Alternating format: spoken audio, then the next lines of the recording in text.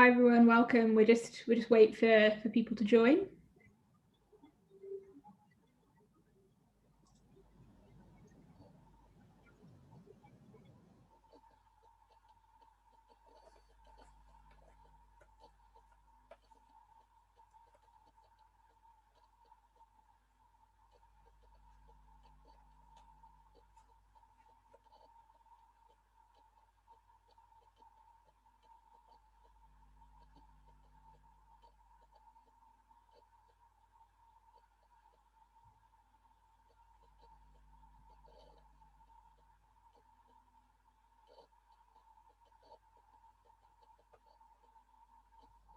Great, so the numbers are still going up. We'll get going up. We'll give it just a few more moments and then we'll kick off.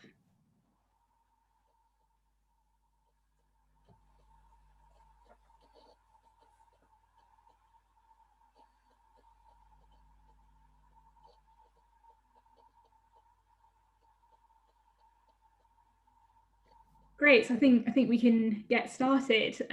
Hi everyone, hello and welcome. My name is Karissa Singh and I'm one of the members of the management committee of the Women's Budget Group. I'm really pleased to welcome you to what is the first webinar of the year. I hope you all managed to get some rest over the festive period and are feeling at least somewhat refreshed to face the year ahead. It's not the start to the year that we hoped for, and it's clear the year is going to be a really challenging one. We start the year in no doubt about this pandemic's impact on inequality. We know that it's communities who've been systematically marginalised and underserved who are being the most affected by this pandemic. And we know that women are shouldering an equal burden across a range of issues, from childcare to job losses. So now is really a time to redouble our efforts to support the women bearing the brunt of this pandemic. It's a time to focus on rights and protections for those who depend on social security, a number which, as we know, is rapidly increasing. So I can't think of a better topic to really galvanise us for the year ahead and kick us off for this year than talking about social security, and in particular calling attention to the gendered impacts and implications of this current system. So the topic of today's webinar is money in the household, and we are joined by three excellent panelists to speak to these issues. So we have Fran Bennett and Marilyn Howard, who are both members of the Women's Budget Group and whose latest research on money in the household was launched last week. So Fran is a senior research fellow at Oxford University's Department of Social Policy and Intervention, and Marilyn is an honorary research associate at Bristol University's Law School, as well as a doctoral student in the School for Policy Studies. We're also joined by Monica Costa Dias, who is a professor of economics at Bristol University and also the deputy research director at the Institute of Fiscal Studies. This is an organisation who throughout the pandemic have published a wealth of research and analysis kind of highlighting the gendered impacts of the pandemic. So we're really lucky to have Monica here today as well. So the format for today is that we'll give 10 minutes to each of the speakers to present some of their ideas and their research. And then for the latter half of the session, we'll have a Q&A from the audience. So I'd like to remind everybody to use the Q&A function to submit your questions rather than the chat box, although you can use the chat to kind of have a general commentary ongoing as we go through the webinar today. So yeah, thank you everyone for joining us, and I'd like to hand over to Fran to kick us off. Over to you, Fran.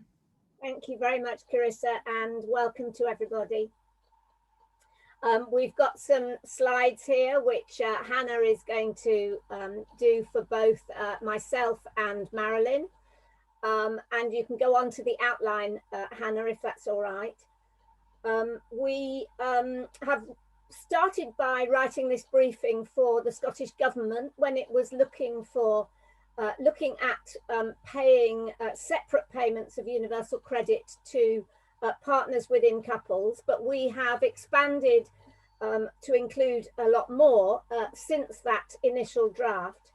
And I should say also that this is not new research by Marilyn and myself, other than the policy analysis of benefits and universal credit, but it's meant to be a summary of what we know to date about couples' income sharing and decision making, and then the implications of that for social security. Next slide, thanks, Hannah.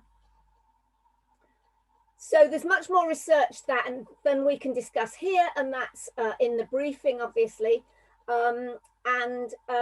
this is long-standing issues of interest for the UK Women's Budget Group. It's written a lot about this kind of thing.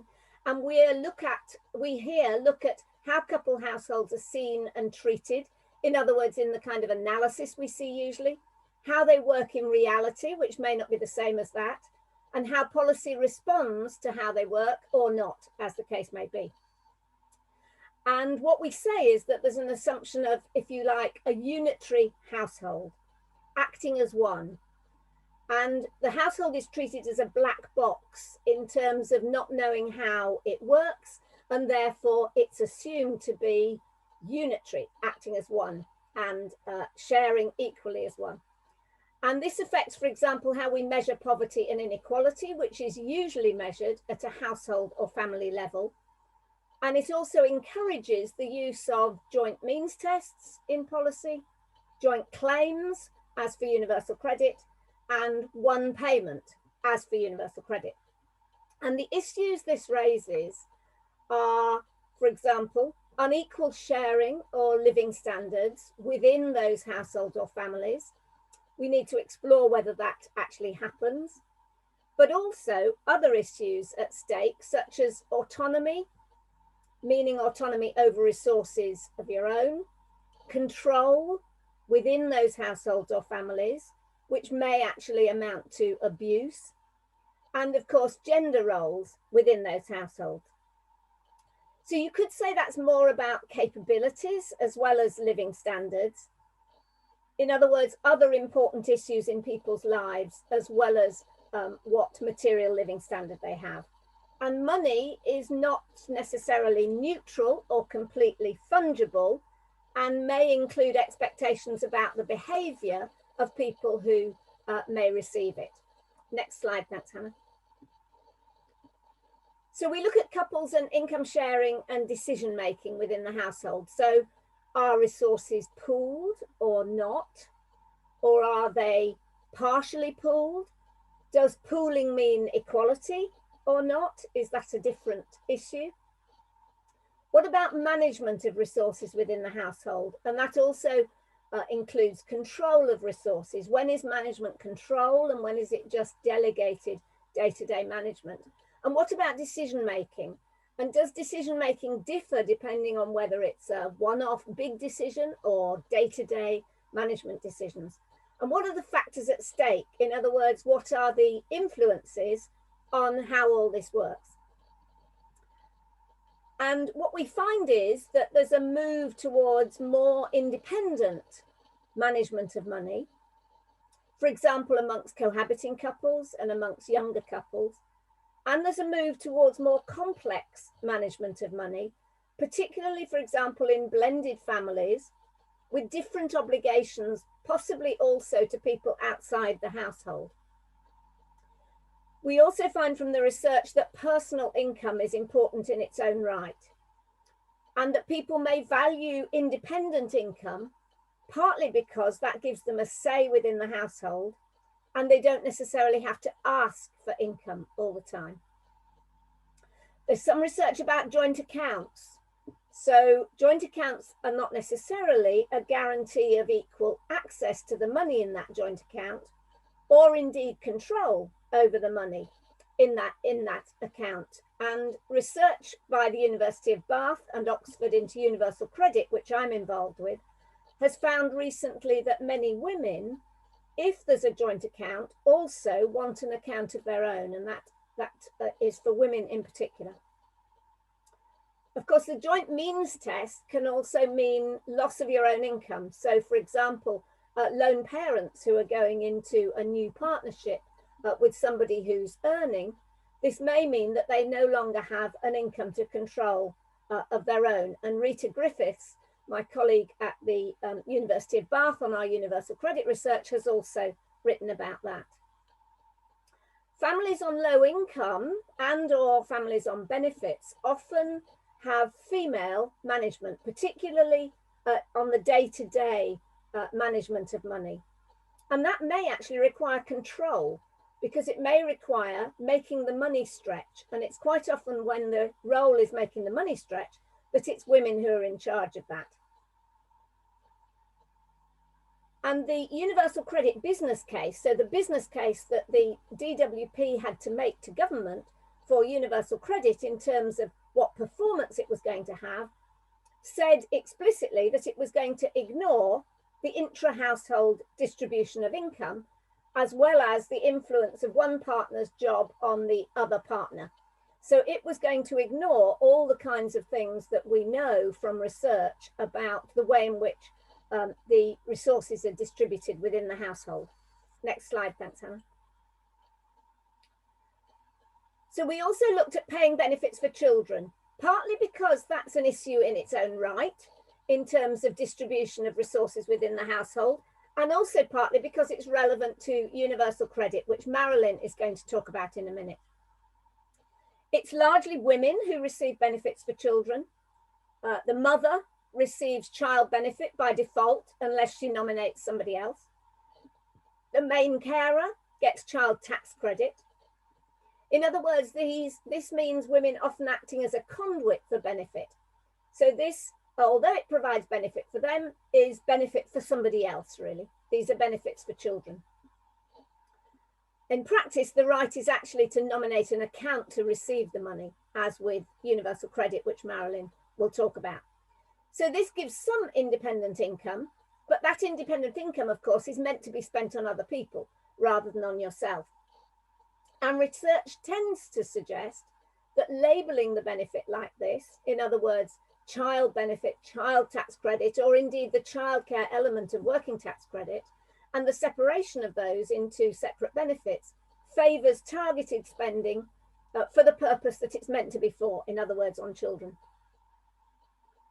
The arrangement may be criticised as confirming gender roles, so it actually identifies either the mother or the main carer within the household as the one who is going to be spending the money for the children. But in practice, couples may try and balance up the income that's coming into the household.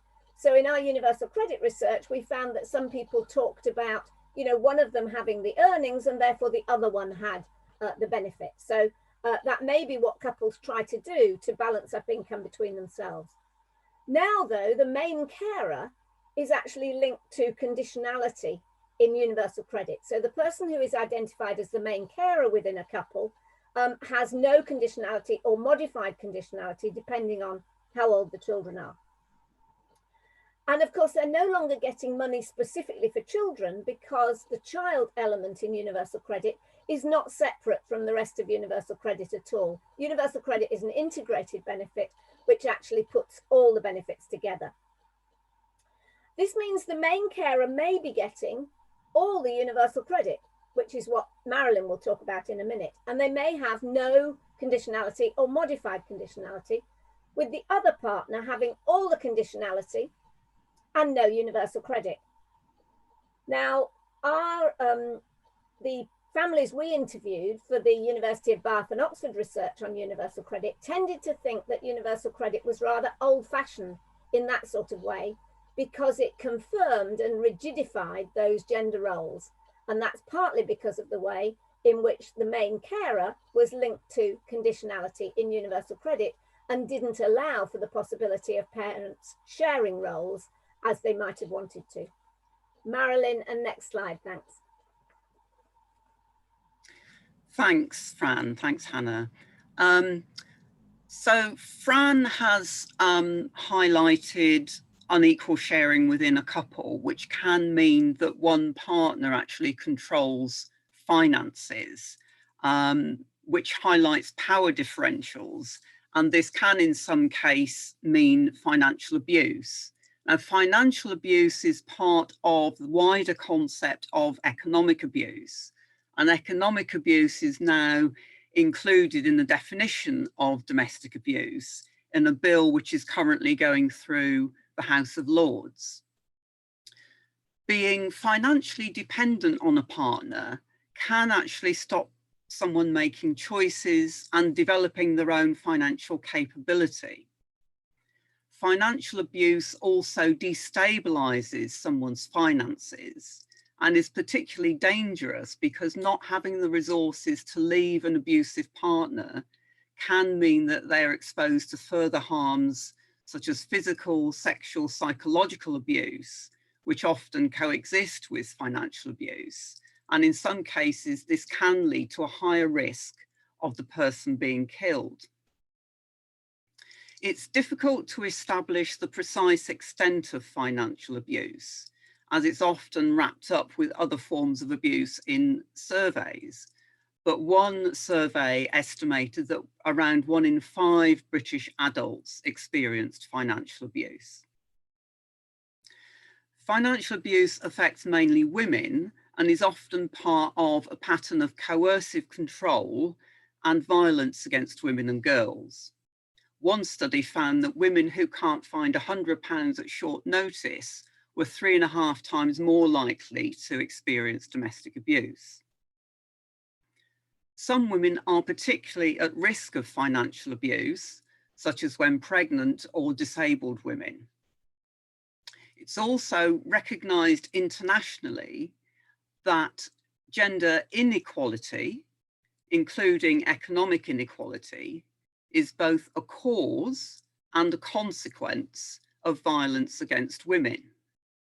So abuse is not just a random act by a particularly bad person, but is rooted in unequal power relations between men and women in society, and also other forms of inequality which interact with this, such as race, age, disability, and so on.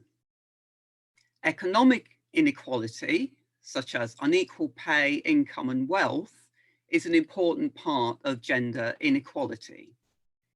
Could we go to the next slide, please?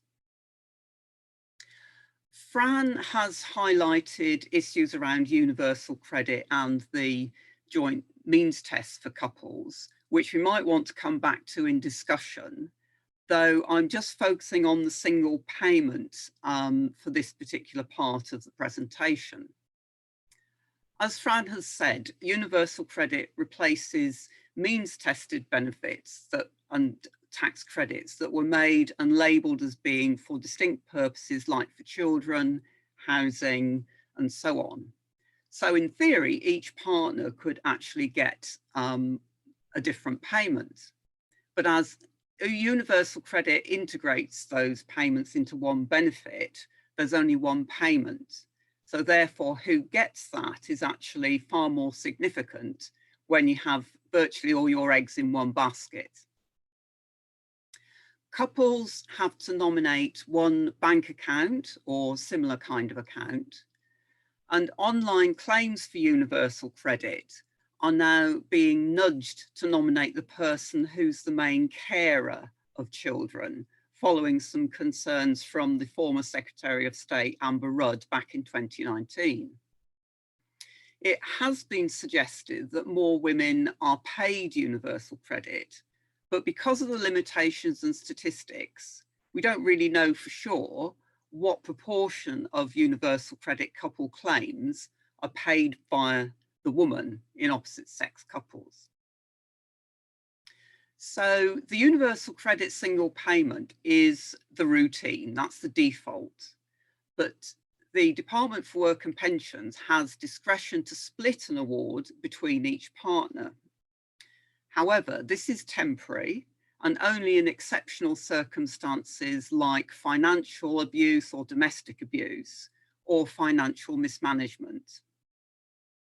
Claimants have to disclose and prove abuse, and there is a risk that they could be encountering further harm when the abuser finds out. So it's been seen as something which is quite a risky thing to do. In Northern Ireland, claimants can, in theory, get a split payment on request, though in practice, we understand that this is rare. Universal credit payment policy is devolved to Scotland, which aims to make separate payments to each partner more routinely. But both nations are reliant on the DWP's design and IT systems and the technical challenges associated with that. So currently, although there are alternatives to the split payments by exception, we don't really have much data about how anything different would operate. With a single payment, there's little flexibility for different circumstances, as Fran has pointed out. So as well as abuse, there have been concerns about less stable or perhaps new relationships having just one payment. So for example, would you nominate a new partner who isn't the child's parent to have all of the universal credit payment to be made into? Furthermore, these days, couples seem to be increasingly used to each partner having their own income. So the single payment of universal credit, whilst not creating abuse, we feel could certainly facilitate it. So whilst perpetrators should be accountable for their abuse, this does not absolve the system from what the Work and Pensions Select Committee has said is a moral duty to ensure that it does not facilitate abuse. Where women do not have economic equality, systems can in effect set the scene for abuse.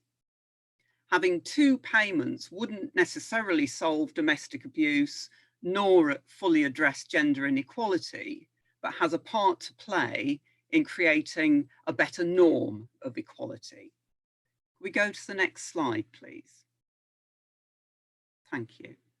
So just to sum up, treating couples as one unit masks the fact that not all income is shared, as some assumptions would have you believe, and that this risks inequality, individual poverty, and abuse.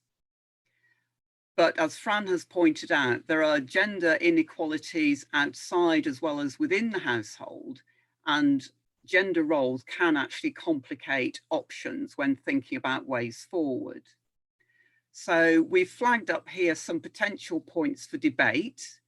For example, what is the scope for boosting individually based benefits, which would mean somebody has their own independent source of income? What's the scope for improvements to universal credit, looking at universal credit through a gender lens, so maybe picking up some of the wider issues that we haven't addressed as yet in the presentation? And what's the scope to help prevent violence against women and girls in post-COVID social security and related reforms? So we look forward to your questions and the subsequent discussion. Thank you. Thank you so much, Fran and Marilyn. That was really, really interesting. We'll hand over now to Monica for her presentation.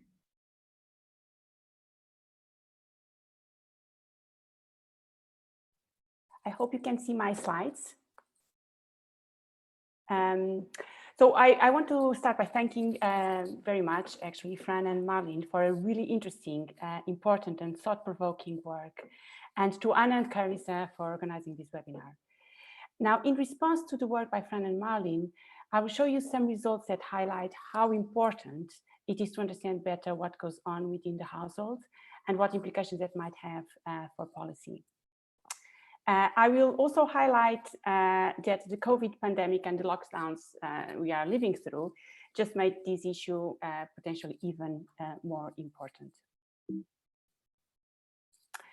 So let me start by showing you this picture, which I got actually from a study by some co-authors of mine, but this is not my work, Jeremy Lees and Shannon Seitz. In these, so this picture shows over time inequalities in the UK, from the 70s to the beginning of the 2000s. And this dotted line here in the middle that I'm showing you shows inequality in consumption as typically measured by the statistics. And that is inequality between households, drawn under the assumption that the households share inequality, share equally their resources among members of the families. However, evidence shows that this only offers a very partial view of inequality in consumption. If we were to measure inequality within the household among between members of the household, we actually get a figure that is of similar order of magnitude to the inequality across households. And that's represented here by this line at the bottom. Now, that implies that the typical measure of inequality underestimates total inequality, and by a fair amount. The top line here shows that total inequality, if you consider between and within households inequality, is about double of what the typical statistics show. Now, what this figure also shows is that inequality within households dropped over time, as you can see here, during the decades of the, starting at the late 70s, 80s, and then stabilizing during the 90s. These counterbalance the growth in inequality that we saw across households and led to a flat profile in total inequality in consumption over this period. So much of this inter-household inequality is related to the earnings capacity of household members. And how much within household inequality in consumption has evolved has much to do with women having gained very much over this period in terms of their education and of their labor market attachment. So some of these, both labor market outcomes and educational outcomes, changed very gradually over the past 15 years, with women making these gains in education and participation in paid work that explained these changes in inter-household inequality. However, the figures that I've shown you just showed you what happened in families that have no children. A very different picture is likely to have emerged had we considered families with children, as mothers' labor market attachment actually remained very patchy over this period. This picture here shows exactly that. It plots how the labor market outcomes of men and women have diverged upon parenthood. So in this axis here, what I'm showing is the years to and since the birth of the first child. And the graphs, the various graphs, the 4 graphs here show what happens along various margins of labor market outcomes in relation to this time of birth of the first child. So starting here at this top left graph, we see that the employment rates of men are not affected by parenthood, but the maternal employment rates fell by about 25 percentage points when the first child arrives, and they remain low in the long term, here plotted up to the age of 10 of the first child. In here, the top but right, we see what happens to the weekly hours among those who continue to work after childbirth. And even there, you see that the hours of the mothers fall very dramatically and they remain low, while the hours of the fathers actually don't change so much. Now, gradually, what this participation in the labor markets implies is that the women gradually lose earnings capacity as the child ages.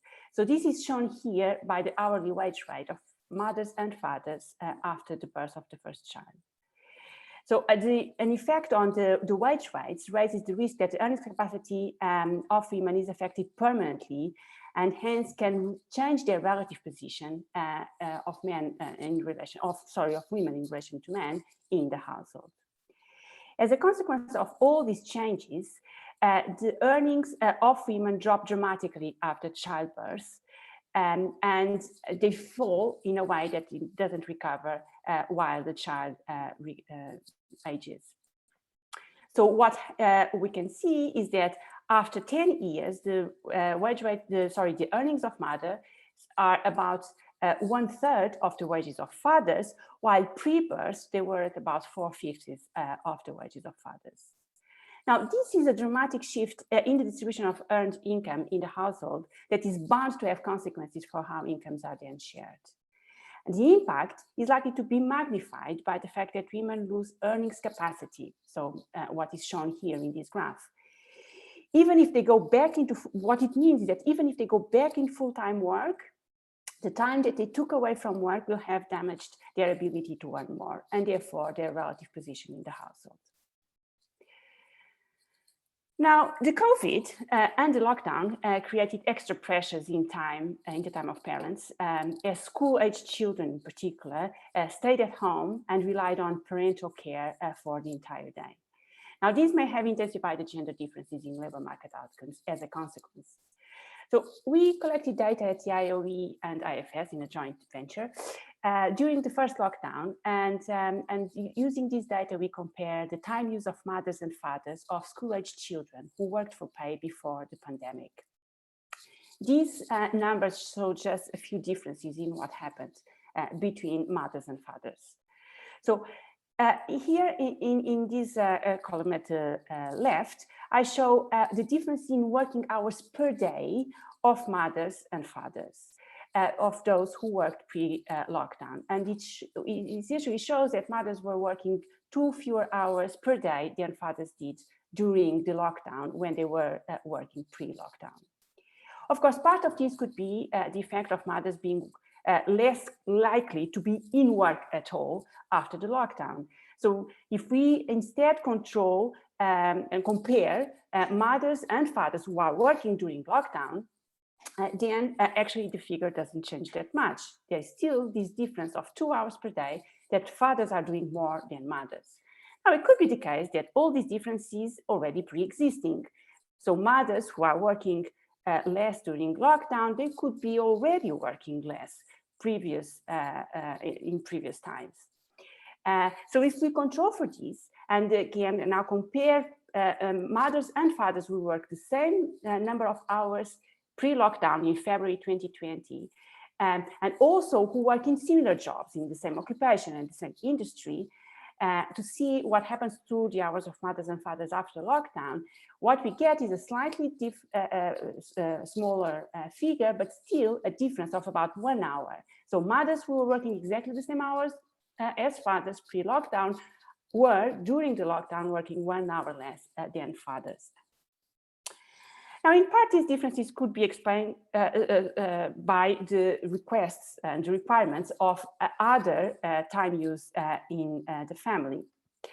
But they are essentially consistent with the view that there are asymmetries in how resources, and by resources, I mean more generally than money, also time and responsibilities, are shared within the households.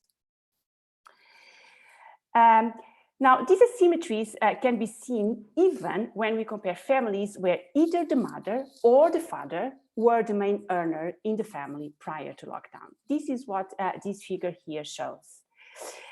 There is a lot of information on the figure, and I want you to pay attention to all of it. But first, by concentrating here on the top row, it shows that when fathers were the main earner pre-lockdown, they did almost double the amount of paid work during lockdown as mothers did. If instead mothers were the main earner in the couple pre-lockdown, they did just as much work during lockdown as fathers did. Now, but if the mothers but these differences actually are also then reflected in how parents shared the domestic responsibilities during the lockdown as well. So this is shown in this row and this row here. So this is for housework and this is for childcare. What we can see is that independently of whether mothers or fathers were earning the most pre-lockdown, mothers always did more work in relation to their domestic responsibilities. They did more childcare and they did more housework. And if the fathers were the main earner, actually the difference is extremely large, and with mothers doing about 50% to 100% more of these activities than fathers did.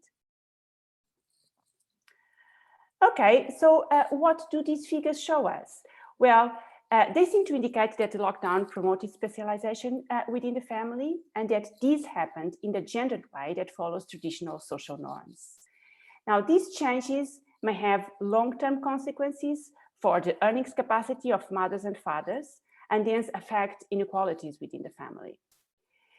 If, as found in the past, who is the main earner affects not only the distribution of resources among partners, but also towards children, The asymmetric responses of this crisis may have long-term consequences for the well-being of children as well.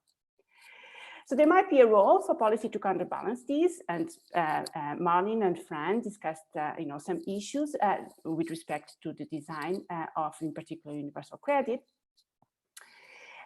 So by targeting essentially individuals while protecting and incentivizing the continuing participation in work of both men and women, policies can have a role in terms of how households divide resources and share responsibilities amongst men and women. But of course, we are just starting to understand the key role of family decisions in all of these, and I think this is a critical line of research and of policy knowledge as well. Thank you. Thank you, Monica. Really, really interesting presentation. And I think in some ways, knowing what we know about gender inequality and power imbalances in our society, the findings are not that surprising. What is actually really shocking is the concept of the unitary household and how that is being applied in policy, given what we know about gender inequality and unequal power distributions. So we're going to move now into the Q&A portion of the session. So don't forget, you can use the Q&A function to submit your questions. And we've had a few in already, so I'll kick off with some of those. So we have a question from Rosie about whether any research has been conducted into financial and economic abuse within lesbian and gay relationships, and whether this is kind of less likely to occur. Marilyn, do you know the answer to that one? To some extent, yes. I mean, there has been some research, though probably not as much as we'd like. The survey that I referred to, which talked about the prevalence of financial abuse across the British adult population, found that 88% of those experiencing financial abuse were in heterosexual couples, 8% were men in same-sex relationships, and just under 2.5% from women in same-sex relationships. So I think that could be explored further. There are resources available if anybody wants to look into economic and financial abuse in more detail. There's the website at Surviving Economic Abuse, and there's also a web page in Stonewall that's got some resources, particularly for people in same-sex relationships. And I think I've just seen somebody's made a comment in the chat as well about some research that's been done. There was some work also done by Marianne Hester and Catherine Donovan about domestic abuse within same-sex relationships, but I can't recall whether there was very much detail about financial abuse. So, I'll just add to that, Karissa, just very briefly on financial sharing and equality more generally. I think there certainly has been some research on same-sex couples in relation to that, and some indication that same-sex couples partly try to be more independent and partly try to be more equal often, but that it is quite difficult to avoid the inequalities that come with one partner earning more than the other. It's quite hard to kind of get over that inequality that's caused by that, but there does seem to be research that suggests that same-sex couples try to do things differently, basically. Thanks, Fran and Marilyn. Kind of building on that and what all of this research means for kind of different groups and different communities. We've had a question about kind of the ethnically diverse experiences of some of these issues and what research there's been on the impact of some of these policies and changes on kind of people from different ethnic minority groups across kind of all of that research. Monica, did you want to come in on that? So unfortunately, I haven't looked at ethnic diversity and ethnic specific responses to the COVID shock or to the policies. What we know is, in part, that's because the data that we collect is not great on. It's not plenty enough for us to look at ethnic groups, to detail that we need. What has become quite obvious from the analysis of, in particular, the COVID shock, is that ethnic minorities have been much more exposed in certain cases to the shock, both in terms of their labor market attachments and their incomes, but also in terms of health. And it's for sure that this is going to be reflected in how the households react and the relative position of the members of the household. But I can't really back it out with numbers. Fran and Marilyn, did you want to comment as well? Well, there has been some research on money within the household and ethnic groups. And in particular, there's of course been research across the globe. So a lot of research is done on within household distribution in the global south as well. And there are different patterns found sometimes. The other thing that might be worth saying is that there was one small piece of research actually for Oxfam some time ago, which tended to suggest that there were particularly some cases where the women partners were recent entrants to the UK, where the man tended to be the one that claimed the child benefit. Now, that may or may not have been control or abuse. And I have to say the research did not show whether it was, and it only talked to the women. But it was also associated with more recent entry to the country by the women and language issues and bureaucracy issues as they explained it. So there may be reasons which are to do with recent entry to the country rather than necessarily cultural patterns, if you like, although they may have been, that may affect those kinds of different patterns that are sometimes found. But that was a small piece of qualitative research, and I don't know the breakdown of ethnicity in bigger quantitative surveys, which also may not get at the nuance of the way in which relationships and power relate to distribution of resources. Maybe if I could just add to that, in relation to financial abuse, there is some research evidence about, in particular for migrant women, where abusers will use their immigration status as a way of exerting further controls or stopping somebody from working or claiming benefits if they're entitled, or using the immigration law in some way to control a partner. So I think that's one of the issues that I would suspect is actually getting worse now with COVID, partly because the circumstances for migrant women are quite devastating at the moment, but also with the intensification of domestic abuse generally and the impact on services for women and girls. I would think there's going to be a real huge issue there. Thanks. So we're getting some questions about how kind of different additional topics may influence this agenda. So particularly problem debt and the level of problem debt. We've had a question around that, and also about kind of kinship networks and how people were previously able to rely on kind of a wider social support system in their community, and now that's not so much the case with lockdown.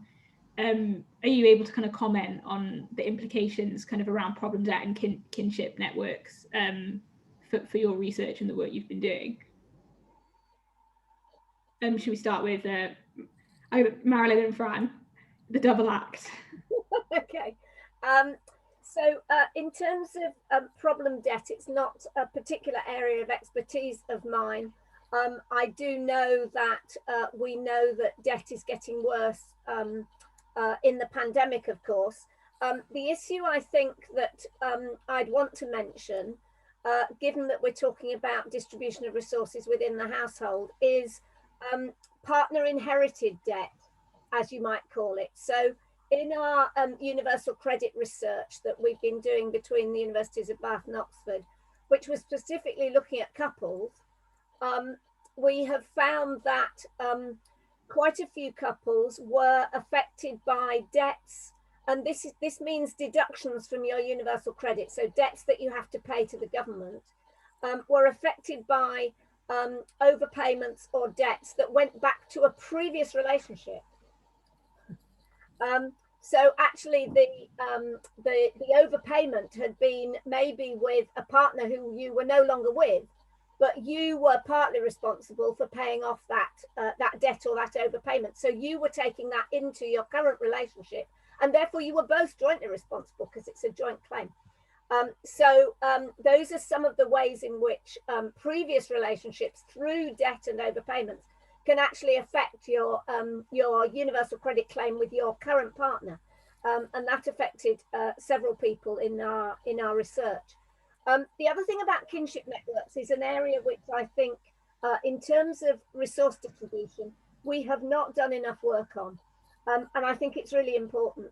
So, and I think particularly, as has already been said, that the social networks that people have usually during COVID will have been much more difficult to call on. So for example, mum pops in with a weekly meal for you to help with the pressure on your budget, yeah?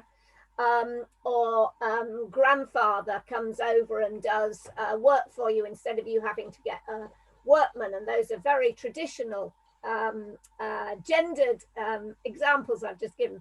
But those kinds of support networks are probably likely to have become much more difficult in the pandemic.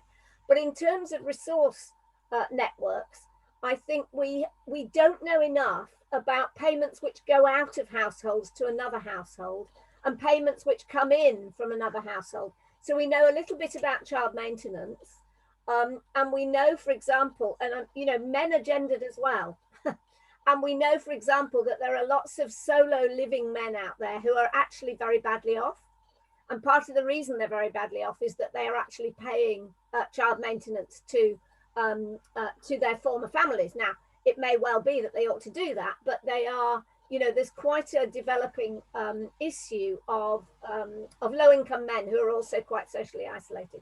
So I think we need to know more about those kinship networks and the way in which resources go from one family to another than we currently do in the surveys that we carry out and then rely on to have for our poverty measurements.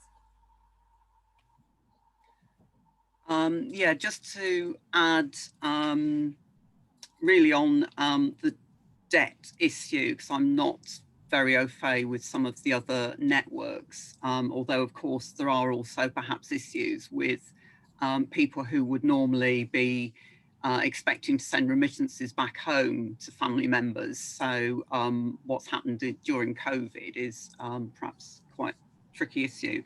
But I just like to say in relation to coerced debt, Surviving Economic Abuse is doing some work on this, and they found that 6 out of 10 survivors of domestic abuse actually have debts that have been accrued by their partner, but have actually put, their partner has put the debt in their name. So that means they can be chased to repay that debt, and that can have a knock-on effect for years to come in terms of both repaying that and having your credit rating affected. So it is one of the issues around domestic and financial abuse. Monica, if I may, I might actually come to you with a different question, which has come from Laura Hamilton, and she's asking what impact might we see on women's long-term earnings and promotion prospects going forward beyond the pandemic, given this kind of impact on on women so far in the home? So this is actually very worrying, because our previous sort of work has shown that when women take prolonged times out of the labor market or in short working hours, what happens is that their careers are permanently affected. Their ability to earn is affected, potentially because they miss out on promotions, because they miss out on accumulating the skills that are important for their work, and so on. What this shock has shown is that one of the mechanisms might be that women are just less reliable in terms of work, because they are the first ones to attend to the requirements in the household when they arrive. So they are the insurance of the household. If there is a need because the child is sick, or because the school needs the child to go home a little bit earlier, then it's the mother who is contacted.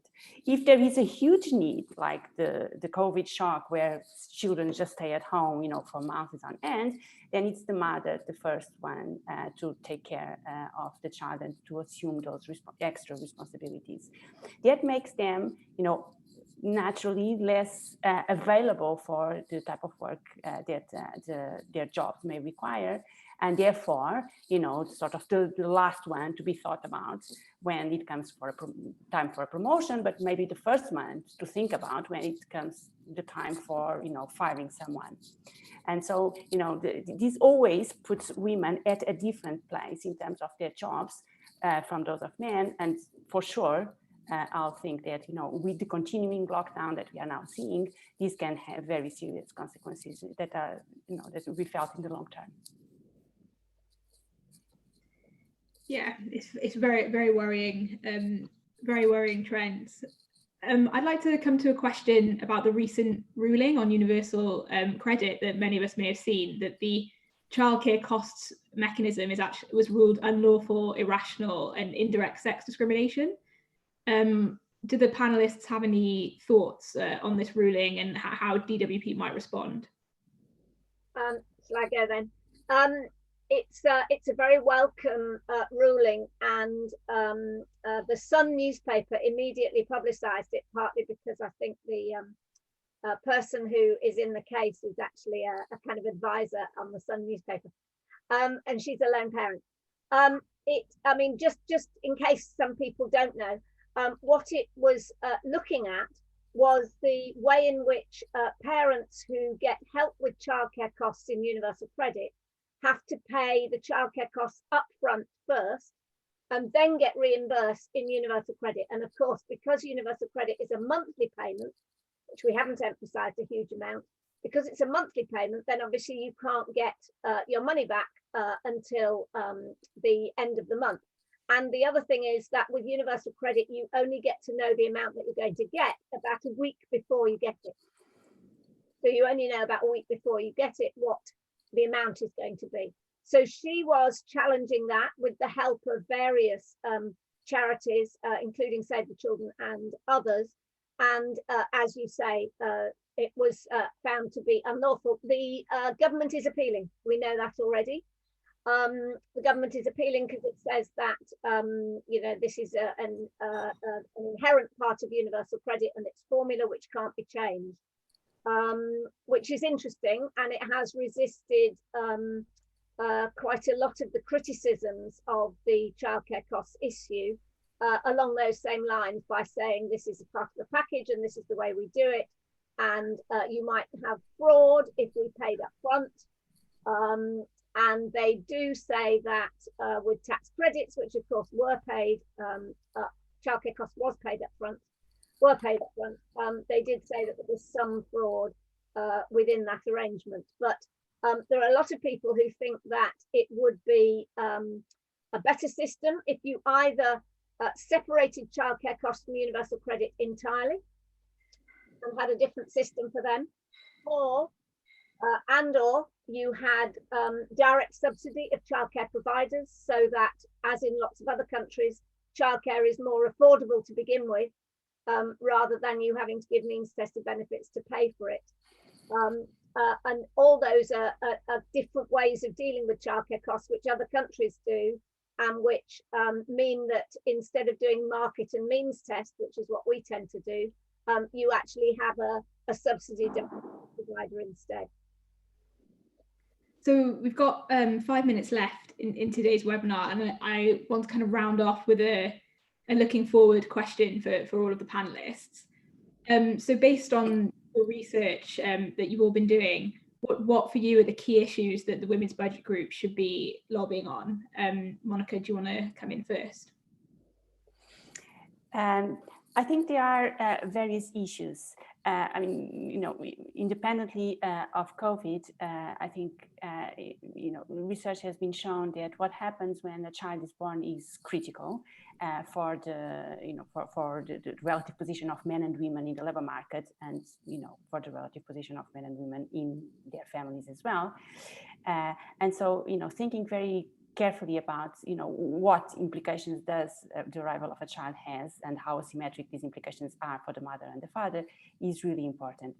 Other countries have developed, you know, measures that try to balance the inputs of mothers and fathers in the household in a way that makes women more like men and men more like women, and achieve through those incentives as well more balanced outcomes in the labor market.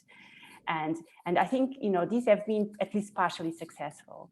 So obviously I'm talking about Scandinavian countries. These are countries with, you know, very large social security system, and that, you know, that is different from the one in the UK and from most of the other countries.